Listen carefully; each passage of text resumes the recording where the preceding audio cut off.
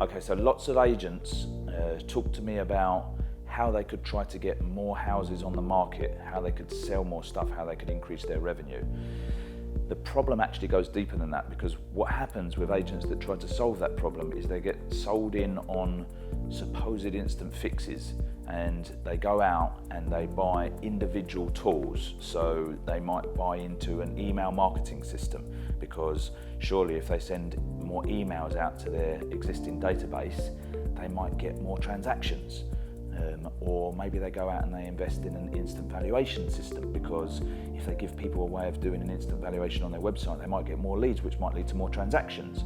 Or they invest in someone doing social media content for them, because if they engage with more people on social media, they might get more inquiries, which might lead to more transactions. Okay, now this is where the problem is, and if we look back in history, we can see where industries have disappeared that have tried to go down that route. So if you look at a company like Blockbuster or Our Price or Woolworths or Dixons or any of these kind of companies, they're only interested in the transaction today, and it's a rollover from the days pre-internet. So companies that were around pre-internet, they were only interested in the transaction because there was no way of following up with people really if they didn't do the transaction today. If I go into an electronics store, a Dixons, and I look at a television, and the salesman gives me all the spiel and he shows me how it's all brilliant, and then I don't end up buying it, to him I'm just a time waster, because there's nothing else he can do. There's no other way of him reaching me. There is no internet, there is no mobile phones, there is no social media. The only way is potentially by him putting an advert on the telly, and he's got no control over that. So this is a transactional model, and because of it, people did transactional marketing based around logic. They would push out logical reasons why someone should use your product or buy your device or use your service. And then anyone out there amongst the masses of people that needed that product or service or device would automatically be drawn towards your offering, because they need it and they've got no way of doing their research either. So if I need a new telly and Dixons advertise one on the television and I see it, I'm probably going to go to Dixons and buy the television. I haven't got any other option. There's nowhere for me to go and do research. So now we live in a different world. If I see an advert on the telly from Dixons saying, here's a great telly and it's £2,000 and I'm interested, I'll probably just go on my phone and do some research about it. And then I find it cheaper, and then I read some reviews, and all of these things happen. And these companies figured this stuff out. So what they did was they started looking at how can we reach people before they get to the stage of doing a transaction, so that we've spent more time with them. By the time they get to the stage whereby they actually want to do a transaction, they already have some form of emotional connection to what we do. Apple is the best example. Apple do this marketing, and it leads to the stage whereby when someone is going to get a mobile phone, a lot of people will walk into a mobile phone shop where they're surrounded by loads of products, loads of prices, loads of offers, loads of options, ignore them all, walk up to the counter and ask for the new iPhone, and they don't even know the price. And if the salesperson suggested to them that they've got some other options they could look at, they just find it annoying. They've already bought into the idea before they hit the active market.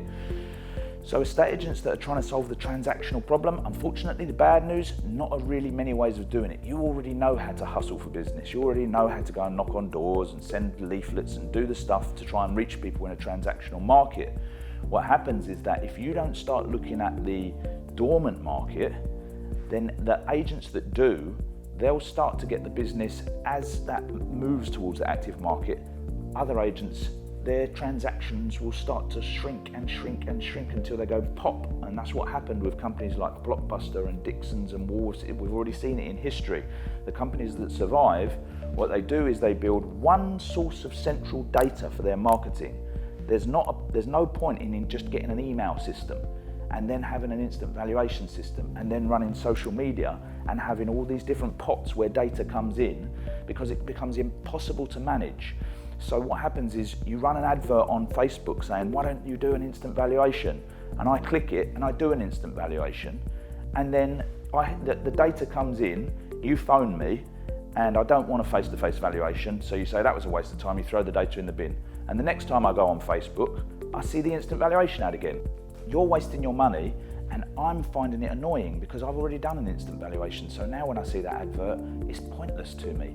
If you've got one interconnected system, what happens is you push out instant valuation ads. I do the instant valuation. As soon as I go into the system knows, well, don't show that instant valuation ad to that guy on social media anymore. Show him the next ad. So what ad do we want people who have done an instant valuation to see? We want them to see an advert that says, hey, if you've ever done an instant valuation, then you should probably have a face-to-face valuation because these things are just done through algorithms and the price could be completely wrong. You know, click below to book us to come around and have a chat with you. But the only people that are going to see that advert are people that have done the instant valuation. That's how serious systems work. They don't have someone that runs around deciding who should we send emails to and what content should we put. The systems know what to do because there's one central source of data and you've predetermined, show this content to everybody. If they look at that content, show them this content. If they look at that content, show them this content. And it will do that via social and email and on your website and print, and the whole thing is just autonomous. So unless you're doing that, really, you're just wasting your time.